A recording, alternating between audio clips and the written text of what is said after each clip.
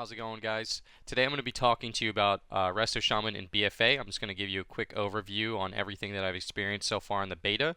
Some of the things I'm going to be covering today are talents, races, honor talents, the stat weight, because gear no longer, or actually, excuse me, gear actually does matter now in BFA, as opposed to Legion, where that stat template kind of made it so it didn't matter what gear you used in Arena. That's going to once again matter. I'm going to talk to you about the overall strength from how I felt so far with Resto Shamans. And I'm going to be talking to you about the Azerite traits. If you guys aren't sure what those are, you'll see them a little bit here in the video. And I'm also going to be talking to you guys about the spells that you lost and the spells that you gained and how you're going to be able to use those to your strengths coming up with a new expansion. First thing that I want to mention is that this is only going to be PvP related. I'm not really too sure about the PvE side of things. I haven't had a chance to test anything. Although I do plan on raiding with my Resto Shaman and BFA. On beta, the only thing I've been doing is just kind of, hopping around on this Glad Sanctum, doing only PvP related stuff. So all you PvEers, you're going to have to wait a little bit longer. But for the time being, let's go ahead and get started with the abilities that you gained and lost. The first thing that you're going to notice is that your artifact weapon's gone. You no longer have Gift to the Queen. It was an alright ability. Every once in a while when I'm in Arena, I think to myself, it would be nice to have, but it's not that big of a deal. Sorry about that. And what you will also notice is that it's kind of baked into the talent system. A lot of people have that. Like all of their talents, or excuse me, all the artifacts for the most part are kind of put into the talent tree. Blizzard kind of felt that they were pretty significant to the class. They wanted to make sure that if you wanted to use them, you still have the option. But unfortunately for Resto Shaman, it's one of those abilities that probably won't ever really be used. Flash Flood and Cloudburst are a much better option. We'll get to that a little bit later. Another thing that you're going to notice is that Earthshield is once again back as a regular talent instead of a PvP talent, which is fantastic. All you guys that weren't PvPers and you only PvE'd, Earthshield's back. That's going to be a lot of fun. In previous expansions, we had Fire Elemental, and Earth Elemental, so we got the Earth Elemental back. It's pretty nice to have. Keep you in combat, keep enemies in combat, do a little bit extra damage. And then you'll also notice that you got Tremor Totem back.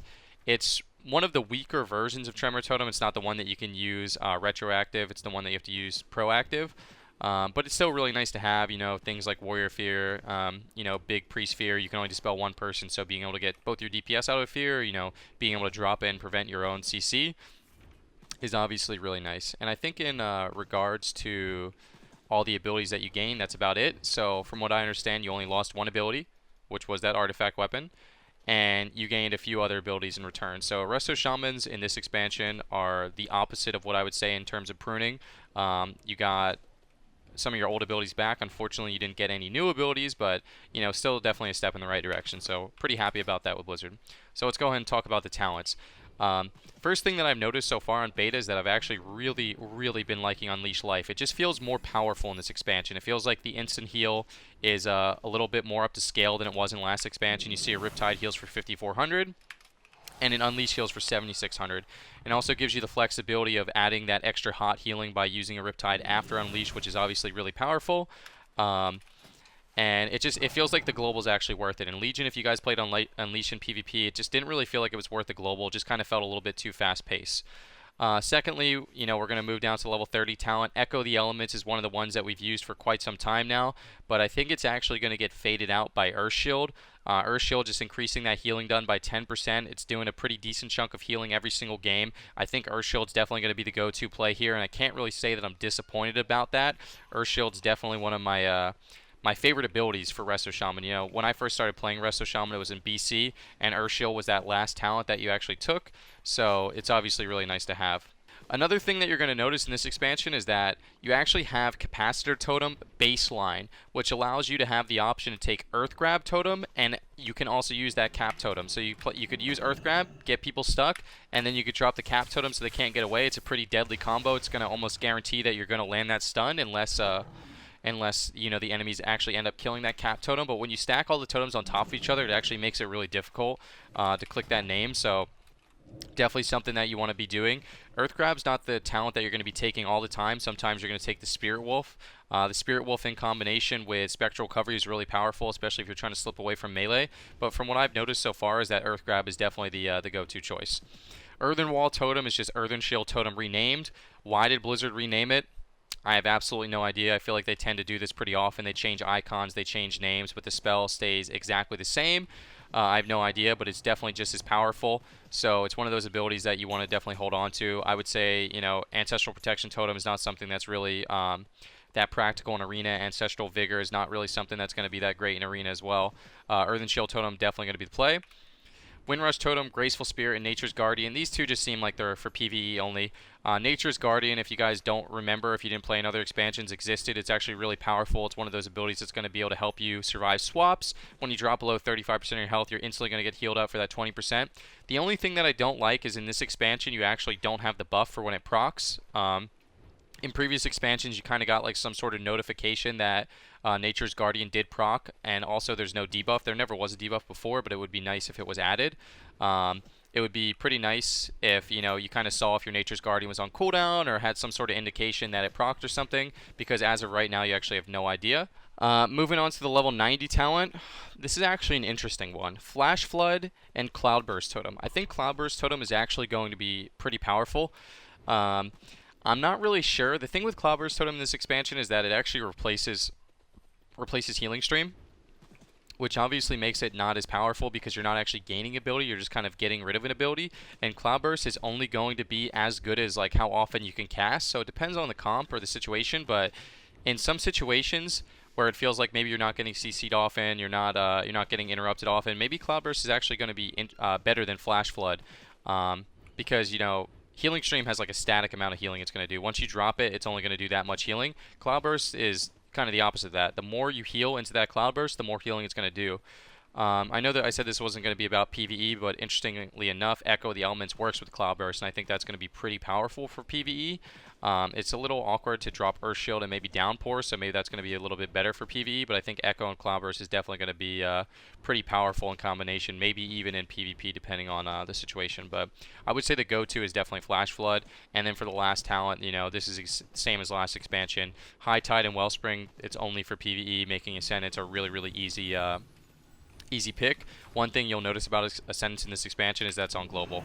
It's I think the only ability that we actually got put on Global, a lot of people were really upset about the GCD change, but considering how powerful Ascendants is as an ability, having one Global as a downside for all that extra healing is definitely not something to be too upset about. So definitely Ascendants still really, really powerful. We're going to move into the Honor Talents. If people don't understand how the Honor Talents work in this expansion, basically the last expansion, all those honor talents in the rows and the columns or whatever, they got put into a pool of honor talents, allowing you to mix and match. As you can see here, I'm playing Grounding and Electrocute, which in the last expansion you weren't able to do, giving you more options. The first thing I want to talk about is that you guys are probably used to having that double charge of Riptide with Echo of the Elements, and since you don't actually get a chance to play it too often anymore, you're probably thinking to yourself, it might be a little bit awkward to not have that double Riptide. Rippling Waters is going to be a must-have, I think, in almost every single situation. It's just so much extra healing. When your Riptide is dispelled, which you get purged pretty often, when it's refreshed, or when it ends, you're getting extra healing, as well as having that extra Riptide in general, so you're able to spread those Riptides out, do a little bit of spread healing, you're able to have more burst healing with that Rippling Waters, with the extra Riptide. So I think Rippling Waters is just going to be something that you want every single time. I don't think there's going to be a situation where you say, you know what, I don't really think I need to heal this game, so I'm not going to play it because it's really powerful in terms of healing. Grounding and Electrocute obviously do the same thing. This is pretty much my go-to so far. I like these three the most. Sky Fury is obviously going to be still really, really powerful if you're playing with casters. So you got to kind of have, like, if you're playing against casters and playing with casters, you probably drop Electrocute for Sky Fury. If you're playing against melee with casters and there's still stuff to purge, you probably drop the Grounding for the Sky Fury. Swelling Waves, obviously still very powerful to keep yourself alive. Counter-Strike Totem, I do believe is, sorry, I'm just getting weirded out. I'm reading it. It says a 40-yard range, and it says whenever enemies within 20 yards of the totem deal damage, so it seems a little weird. It feels like it would be a 20-yard range, but yeah, Counter-Strike Totem is still a little on the weaker side. It's only as good as the enemies you play against. If they know what they're doing, they're going to kill it really quickly. It's got a really small radius and dies really easily, so it's not that great. Voodoo Mastery, I'm not really seeing too much use for, especially now that Voodoo Totem's gone, even though it's still added in the tooltip, which is a little weird. I guess that never got updated. Reduce the cooldown on your Hex. Maybe something with no decurse, 10-second Hex cooldown, you just try and rotate Hexes. Could be okay. Spirit Link was actually really powerful to start a beta. It got nerfed pretty hard. I really don't know if this is going to be used anymore. The range got nerfed. The damage reduction got nerfed. What else got nerfed? I feel like something else got nerfed, but I'm not 100% sure. Actually, it looks like the duration got increased from 20 seconds to 24 seconds. That's interesting.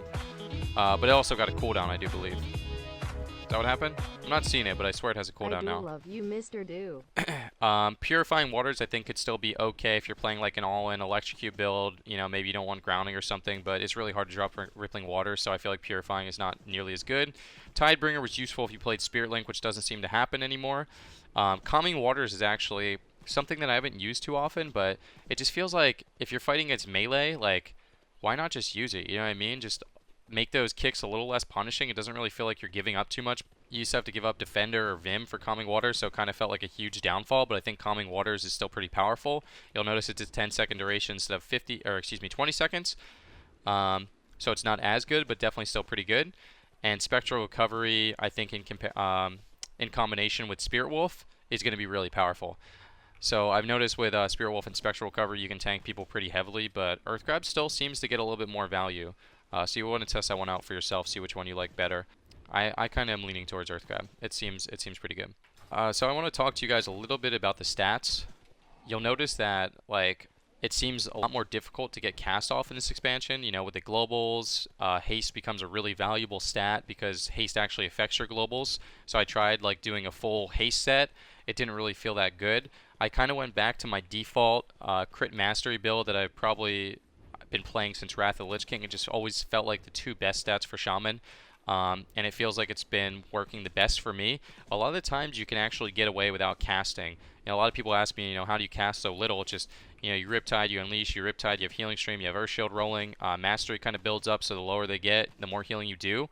So Crit Mastery, I would say, from my point of view so far, has definitely been working out the best for me. And it kind of allows you to top people a little bit quicker with the increased mastery. Getting critical healing is really powerful. That in combination with Tidal Waves, you're going to have a huge chance to crit on those healing surges, which, by the way, you actually use again. I didn't really talk about that, but I should real quick. Blizzard actually made it so Healing Surge is once again useful. Healing Surge is faster than Healing Wave. Once again, it wasn't in Legion. It heals more than Healing Wave. It did not do that in Legion, but it costs more mana. So you're using more mana for a faster, inefficient heal that heals for more as opposed to a slower, efficient heal that heals for less. So you're going to have to pick your battles. If you want to use a slow, efficient heal, if you want to use a quick, inefficient heal, that's definitely the way that they should have it. So, you know, hats off to Blizzard for making the healing rotation not completely brain dead. So we're pretty happy about that. So yeah, having that crit is pretty nice for the healing surge. It also procs the resurgence. You get a little bit more mana. Doesn't heal for more. Oh, I guess I was talking about with the crit chance. Okay, you're right. It doesn't actually heal for more, but with a 70% chance to crit, or excuse me, 60% chance to crit, it ends up healing more most of the time on average. So it's definitely a better button to press. And then you also guarantee that resurgence whenever you get the crit from it, which is obviously really nice. Now, if you guys haven't really been keeping up with beta, and you don't really know what Azurite traits are in your helmet, your shoulders, and your chest piece. And what this is you open these pieces up and they have interesting bonuses. This is supposed to replace tier sets. The bonus that I've been trying to stack the most is the Riptide bonus, Surging Tides. If the targeted Riptide's below 50% of their maximum health, so you know, quick maths NA style, that's about roughly, you know, half HP. Riptide gives them an absorb shield up to 7100 for 8 seconds. Now you stack 3 of those, that ends up being a pretty big absorb shield, and it also stacks. So if someone's below 50% and you Riptide them and you Riptide again, they get double that shield. You know what I mean? So it's definitely really, really powerful. The second trait that I'm trying to go for is the Earthlink. It's just going to give you that base intellect. It's obviously really nice, just a little bit more throughput. And the third trait is always a defensive. You know, they're pretty powerful. So you see these stack. When you take damage, you heal for 8,000 because I have 2 of them every 6 seconds. So 8,000 every 6 seconds. I think this trait right here is going to be really insane versus classes that try and kill you stuns, aka rogues. If you have 3 of those, you know, 14,000 by 3.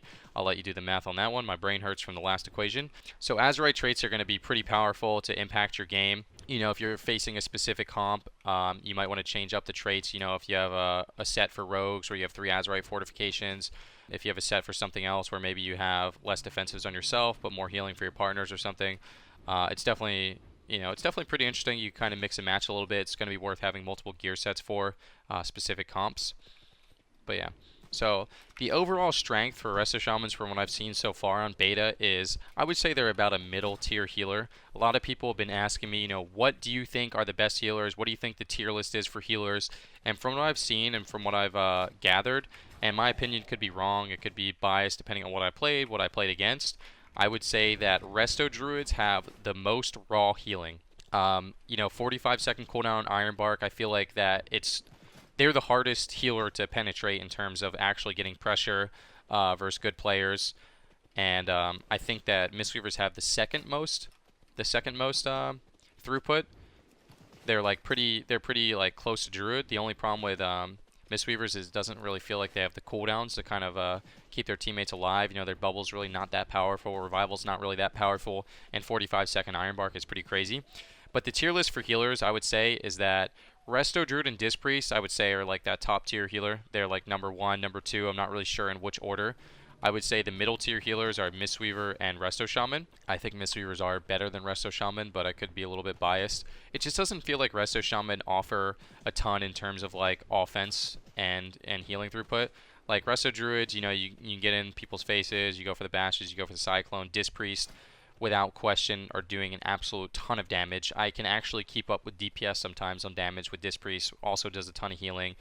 They have great utility with the Fear, the Dark Archangel. They just have so much to offer. Resto Shaman obviously has Wind Shear. They have Hex, but it just doesn't feel like it comes close. And then with Mistweaver Monk, man, you have Disarm, you have Incap, you have Stun, you have Ring of Peace, you have a ton of mobility, you have insane healing. So for Mistweaver, it's obviously really nice. So I would say, Resto Druid, Disc Priest number 1, number 2, Mistweaver number 3, Resto Shaman number 4, Holy Pally number 5, Holy Priest number 6. Holy Pally and Holy Priest, I think, are definitely the bottom of the barrel. They're going to need some love to be viable. So that's kind of it for the overview for Resto Shaman. I'm going to be doing more overviews. So I hope you guys enjoyed. That's what they call me. I promise that you never be lonely. Peter Pan, that's what they call me. I promise that you never be